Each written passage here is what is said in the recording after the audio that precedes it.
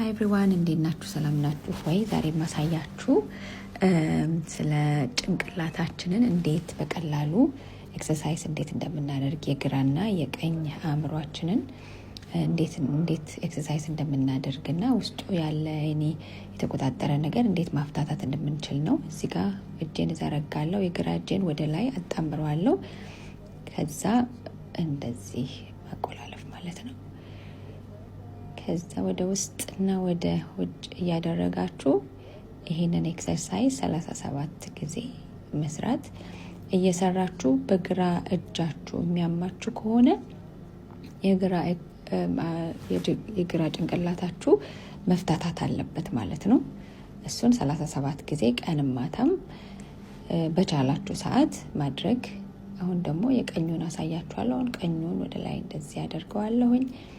ከዛ ወደ ውስጥ ወደ ውጭ እያደረኩ እንደዚህ ኤክሰርሳይዝ አደርጋለሁኝ።